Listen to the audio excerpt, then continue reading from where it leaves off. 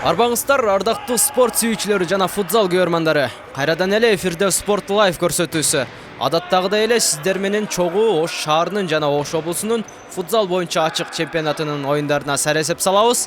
Андыктан алдыңкы мүнөттөрдө биз менен болуңуздар.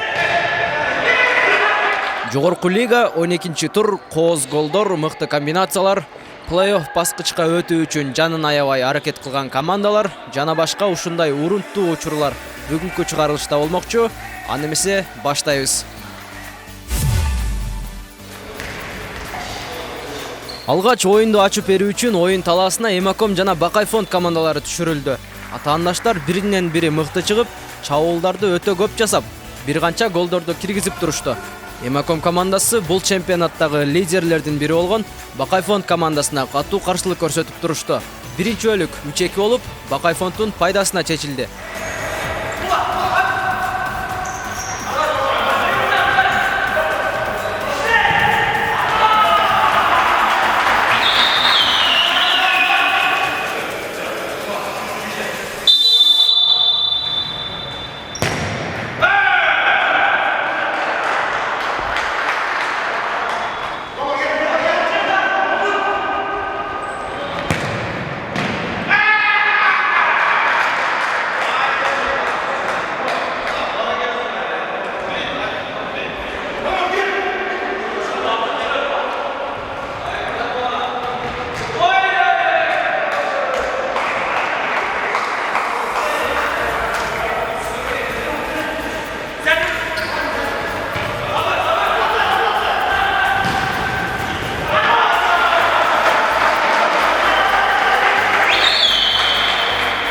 Бакай фонд командасына бул турдагы 3 упай өтө керек болгондуктан оюнду өз тизгинине алып, жеңишке карай гана аракет жасап жатышты. Бул учурда Эмаком командасы бош келбестен чабуулда өздөрүн жакшы көрсөтүп, бир нече гол киргизгени жетишти.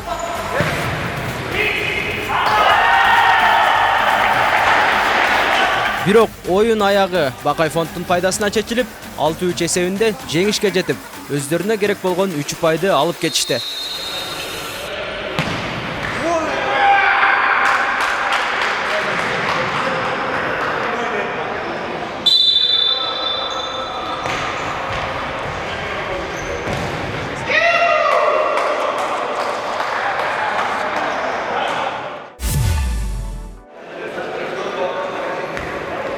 Экинчи жуптук беттеште Байтүшүм жана ТМЖ командалары жолугуп отурат. Бул эки команда тең бул сезондо өздөрүн жакшы көрсөтүп келе жатышат. Демек, калыстын жаңырыгы менен топ оюнга киргизилди. Байтүшүм командасы биринчи бөлүктө оюндун жүрүшүн өздөрүнүн кол алдына ала алышты. Чабуулга көп шашпастан, топту өздөрүнө көбүрөөк сактап, атаандашын чарчаткан аракет кылып жатышты. Бирок ТМЖ командасынын оюнчулары Байтүшүм ойлогондон шамдага келишип, контур чабуулдарды жасап олтурушуп, биринчи бөлүктү 3-3 эсебинде аяктады.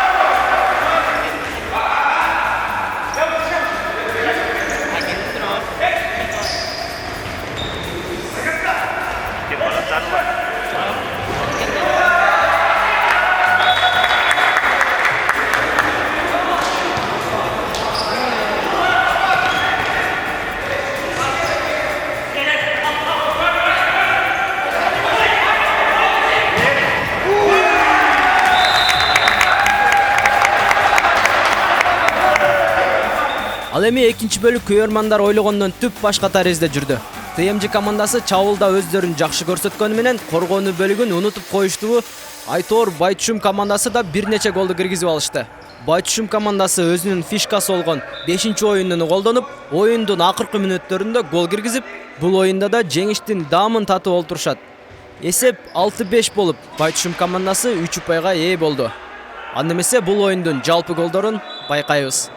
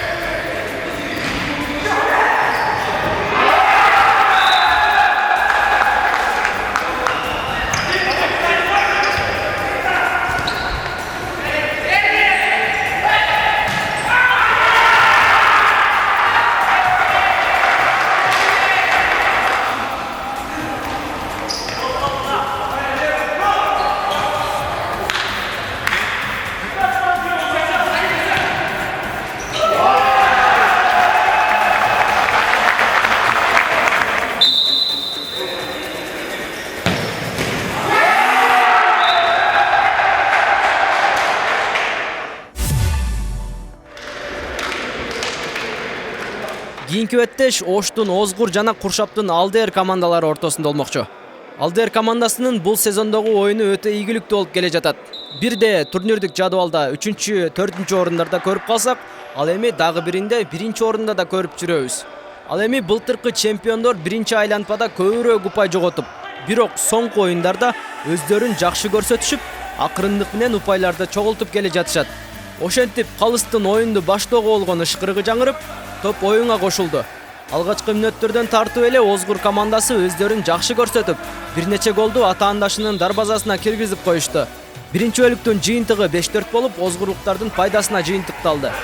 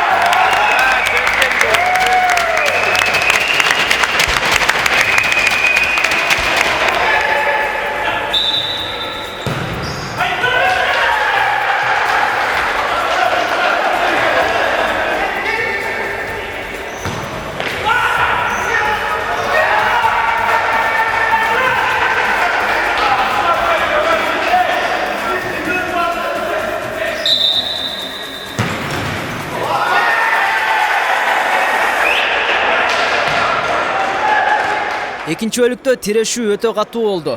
Бир командага биринчи, экинчи орунга чыгуу үчүн упай керек болсо, ал эми экинчисине кийинки плей-офф баскычка өтүү үчүн бул оюндагы 3 упай өтө маанилүү эле. Ошондуктан командаларды жеңилүү деген жыйынтык канааттандырбайт болчу. Андыктан эки команда тең кызуу кандуулук менен оюн жүргүзүшүп, өтө кооптуу чабуулдарды жасап, жада калса каршылашынын дарбаза торуна голдорду да киргизип жатышты. Жыйынтыктоочу бөлүк 7-5 болуп, Озгур командасы плей-офф баскычка өтүүдөгү маанилүү болгон 3 упайды атаандашынан жеңип алышты.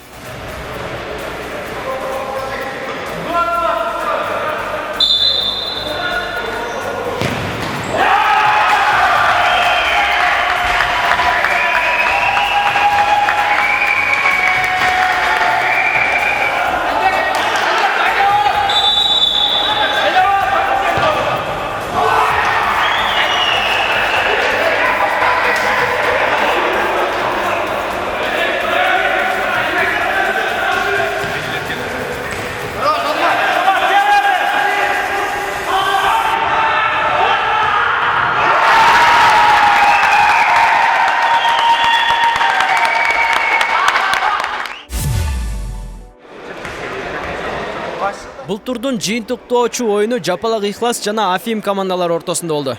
Афим командасынын курамында чоң өзгөрүү болгонун баса белгилеп айтып кетишибиз керек.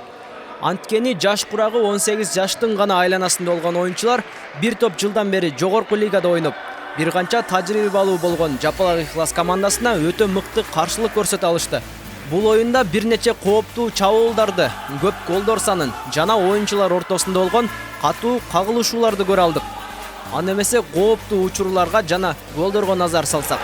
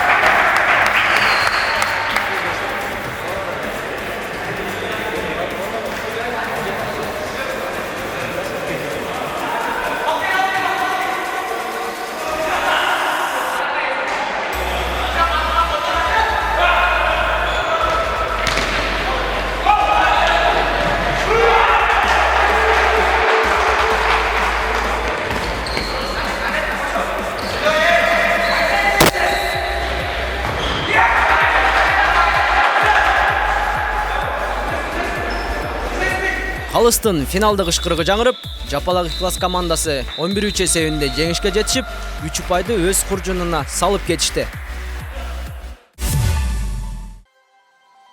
Анда эмесе 12 турдан кийинки турниrdик жадыбалга көз чаптырсак. Биринчи орунда Байтүшүм командасы 27 упай менен лидерликти кайрадан сактап калды. Ал эми Бакайфонд командасы 24 упай менен экинчи орунда. Үчүнчү орунда болсо Алдыер командасы 21 упай менен, ал эми ТМЖ командасы да 21 упай менен 4-чү орунда. 5-чи орунга 17 упай менен Озгур командасы көтөрүлө алса, ал эми 15 упай менен Афим командасы 6-чы орунда. Жапалак Ыхлас командасы 14 упай менен 7-чи орунда, ал эми Эмаком командасы да бул турда упай чогулта алган жок. Мына ушуну менен берүүбүз өз соңуна келип жетти. Анда эмесе кийинки чыгарылыштардан көрүшкөнчө.